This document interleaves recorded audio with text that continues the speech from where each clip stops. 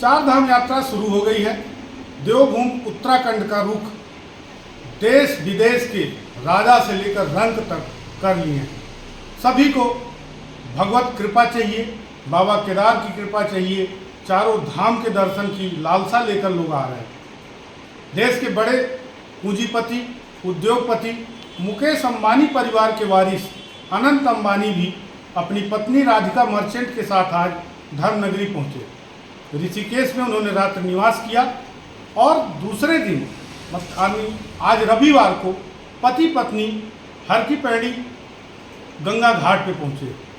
श्री गंगा सभा ने पति पत्नी का भव्य आतिथ्य सत्कार किया, उन्हें गंगा जली भेंट की, प्रसाद दिया और विधिवत गंगा पूजन कराकर विदा किया। इसी बीच जहां एक तरफ देश के सबसे बड़े उद्योगपति के पुत्र आए, वहीं देश के एक बड़े नेता अमित शाह के पुत्र जय शाह भी धर्मनगरी में आए हैं। जय शाह ने और अनंत अंबानी और राधिका मर्चेंट ने होटल ताज में पहुंचकर एक साथ चाय नाश्ता किया। बाद में अनंत अंबानी और Radhika Merchant jolly grant airport के लिए रवाना हो गए। जय शाह देर शाम जब आरती शुरू हुई तो आरती में सम्मिलित होने पहुंचे, उनका भी आवभगत किया गया। श्री गंगा सभा ने और वहां तीर्थ पुरोहितों ने उनका विधिवत स्वागत करते हुए गंगा पूजन संपन्न कराया। इन दो हस्तियों के बीच उत्तराखंड की स्पीकर ऋतु खंडूरी भूषण भी जगत गुरु शंकराचार्य के पास आशीर्वाद लेने पहुंची। उन्होंने जगत गुरु से काफ़ी देर तक विमर्श किया। अमर उजाला से बातचीत में ऋतु खंडूरी ने बताया कि चार धाम यात्रा को लेकर पूरी तैयारी की गई है। शासन प्रशासन पूरी मुस्तैदी के साथ अपना कार्य कर रहा है। हालांकि उन्होंने एक अपील भी कर दी। उन्होंने कहा कि ज़्यादातर देखने में आ रहा है कि लोग दर्शन, आस्था, धर्म इन सबसे विरत होकर रील बनाने में लगे रहते हैं। विशेष तौर पर पर्यटकों, युवाओं से उन्होंने अनुरोध किया कि वह रील बनाना छोड़कर धर्म को और धर्म के मार्ग पर आस्था के साथ आएं, भगवत दर्शन करें और पर्यटन नगरी के रूप में जहां भी जाएं वहां की मर्यादा को बचाए रखें। वहीं जगत गुरु शंकराचार्य ने सीधे तौर पर शासन प्रशासन के साथ ही सूबे के मुख्यमंत्री को भी कई सुझाव दिए हैं। उन्होंने कहा कि जहां एक तरफ पर्यटन के दृष्टिकोण से तमाम विकास कार्य किए जा रहे हैं, वहीं तीर्थाटन को लेकर भी काम करने की ज़रूरत है। उन्होंने कहा कि पर्यटन को बढ़ावा देना तो अनिवार्य है, लेकिन तीर्थाटन की दृष्टिकोण से इसकी मर्यादा की रक्षा करना उससे भी ज़्यादा जरूरी है।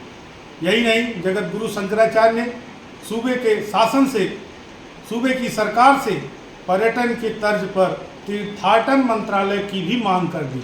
चार धाम यात्रा शुरू हो चुकी है और यात्रा को लेकर तमाम व्यवस्थाओं के दावे किए गए हैं। आपको क्या लगता है? देखिए, इस बार यात्रा हमारी पहले से ज़्यादा होगी, इसकी अनुमान हम सब लगा रहे हैं और मुझे पूरी तरह से विश्वास है कि सरकार ने अपनी तरफ से पूरी व्यवस्था चाक चौबंद की हुई है और पूरा प्रयास सरकार का, एडमिनिस्ट्रेशन का ये रहेगा कि जितने भी लोग तीर्थ यात्री यहाँ तक पहुँचे, उनकी जो यात्रा हो वो आनंदमय हो और सुखमय हो। मुझे पूरा विश्वास है कि लोगों की यात्रा खूब अच्छी रहेगी। बंगाल की दीदी हैं, आप उत्तराखंड की दीदी मानी जाती हैं, तो एक दीदी जो है यात्रियों को, श्रद्धालुओं को क्या संदेश देंगी?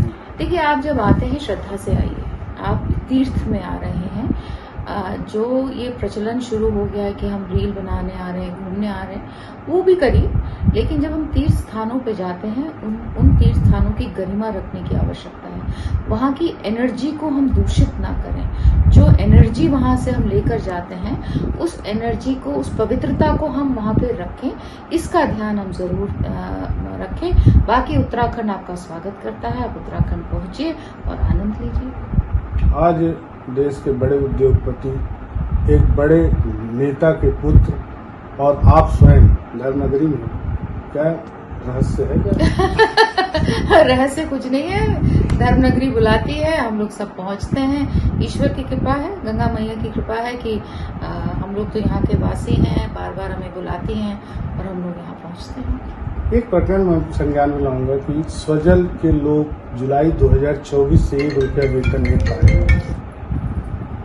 उन्होंने अपनी फरियाद भी रखी, उचित फोरम पे रखी, लेकिन कोई विकल्प नहीं मिल पा रहा है। ऐसे में आपके द्वारा कोई पहल? नहीं, देखिए, अगर आपने और जो हमारे स्वजल के कर्मचारी उन्होंने अपनी बात आदरणीय मुख्यमंत्री जी तक रखी है, मुझे पूरा विश्वास है कि उनका जो भी इशू है उसको सॉर्ट आउट किया जाएगा, क्योंकि सरकारी कार्य होते हैं तो थोड़ा बहुत विलम्ब होता है, लेकिन मुझे पूर्ण विश्वास है कि जो बातें आपने मुझे भी बताई, आपने सरकार को भी बताई हैं, जो वहाँ के कर्मचारी उन लोगों ने सरकार को भी बताई है, तो मुझे पूर्ण विश्वास है कि जल्द से जल्द उसका निस्तारण होगा। बहुत सुयोग्य सरकार है, लेकिन मेरा एक सरकार को सुझाव है कि जो ये यहाँ चारधाम यात्रा, कांवड़ का मेला,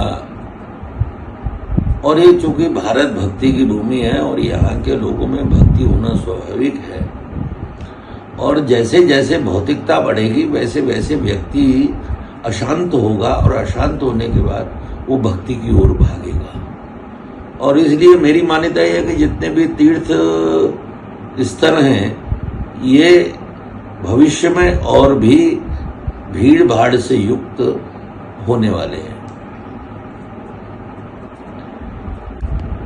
मेरा उत्तरांचल सरकार को ये एक सुझाव है कि पर्यटन प्रदेश के नाम पर जो कुछ यहाँ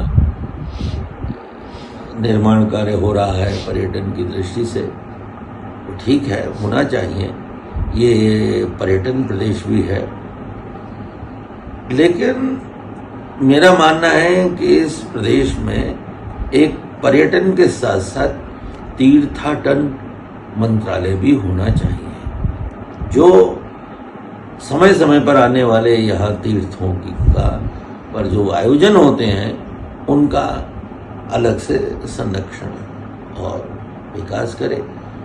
और दूसरा, इस शासन से मेरा एक और आग्रह है कि जो विकास कार्य के नाम पर कंक्रीट के जंगल की फैक्ट्री लगाई जा रही है, ये बजाय हरिद्वार और ऋषिकेश के इनको पहाड़ के ऊपर ले जाया जाए, जिससे पलायन भी कम हो और हमारा जो तीर्थ स्थल है वो प्रदूषित होने से बचे।